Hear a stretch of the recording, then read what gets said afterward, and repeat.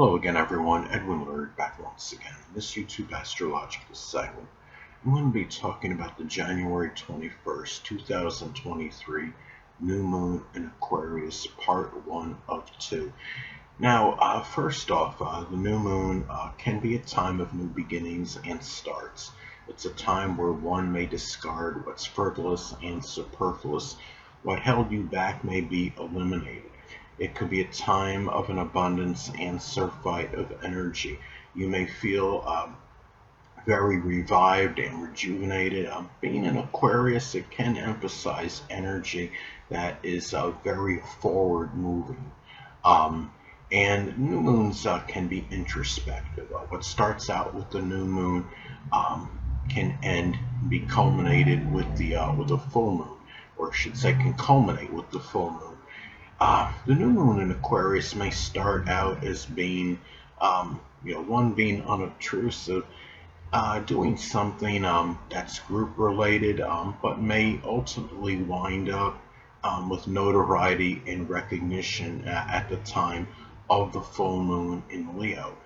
Now, another way this may manifest, it could be the start of loving humanity, doing something on an environmental scale, which is Aquarius, and could ultimately lead to self-love and lauding oneself, indicated by the full moon in Leo. There may be a need for freedom and independence, which is Aquarius, and that may be completed with gaining recognition, which is Leo. One may start something in search of more friends, which could lead to greater personal popularity, which is Leo.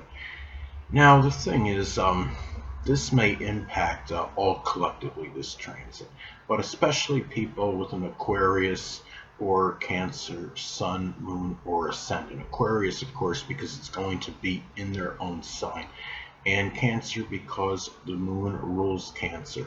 Cancer can be exceptionally sensitive to all transits and phases of the moon. This may figure prominently as to why the zodiac sign Cancer can be very moody, fickle, and temperamental.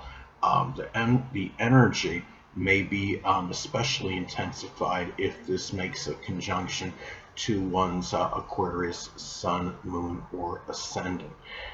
Now, this can be a new beginning, associated with freedom, independence, pursuing one's future goals, aspiration, ingenuity, and maybe even being non-conforming or unorthodox. It could be doing something group related. It may be the start of a new friendship for some. Some may begin to do something, in a more unorthodox manner. Now look at the house this falls in, as this could impact the delineation and interpretation for you. Now, in my case, this is going to fall in my 10th house. Now, this could be, for me, the start of something associated with doing something different in my astrology career. Perhaps it's the start of gaining more of a reputation for being selfless, altruistic, considerate, and unobtrusive. In some cases, though the new moon is generally auspicious, I believe for some it could be the start of maybe an Aquarius health-related issue. Now, especially if this falls in the first or sixth house, the first house in astrology is connected with the physical body. The sixth house is associated with physical health-related issues. It may be the onset of a physical related problem with the ankles, shins, nerves, lower legs, or circulation. And keep in mind, this is a regular new moon. This is not a supermoon, or an eclipse. So the thing about this is, we have to keep in mind that it's something what could transpire with what I just talked about. Likely something, not overly serious. It could be just like a mild ankle sprain or a bruised calf as some examples. Um, if this falls in the, let's take another case. Let's say if this transit falls in one's fifth house. It may manifest in the start of an unusual sport. It could be like chess, boxing, or underwater hockey. It may be, a computer game. Um, it might be the start for many of an Aquarius hobby, which can include, astronomy, computer repair, tech labs, model rocket building, electronics, some examples. And it could be also where one may start, an internet, love connection at this time as well. And it's also important to look at the aspects. This makes the points in your chart, as this could impact its delineation and interpretation for you. This is going to make an inconjunct aspect to my natal Mercury in Cancer. Now, inconjuncts in astrology can often be about adjustments. It can indicate too much or too little of something. Aquarius is associated with the future. The zodiac sign Cancer is connected with the past. Transit Moon in Aquarius will be conjunct my midheaven, and that could manifest in starting, which is the new moon, to move forward, which is Aquarius, in the career, which is the 10th house. Mercury in Cancer can be very contemplative and may often think about the past. And this could also be, about starting, to put myself out more publicly, which is the 10th house associated with astrology, which is Aquarius. Now, Mercury in Cancer may be a little, self-conscious when communicating, so an adjustment, may be needed. And of course, adjustments again connected with inconjunct aspects. My Mercury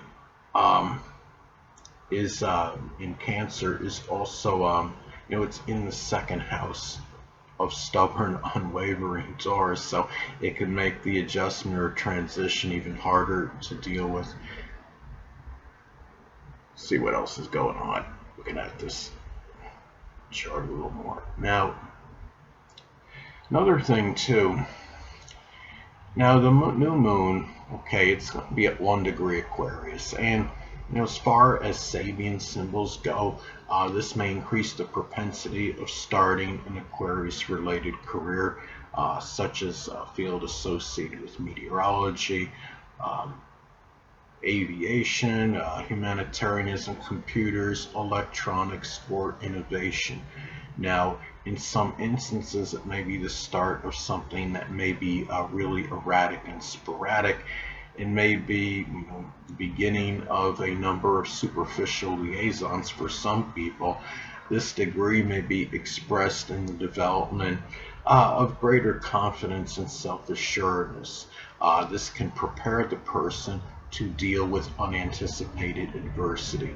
1 degree of the fixed signs, which includes Aquarius, can be a degree of things that are enduring. And what one may initiate may last the course of a lifetime, such as a career. Anyway, people, that'll conclude this YouTube astrological segment. Until next time, Edwin Learnard, stay steady.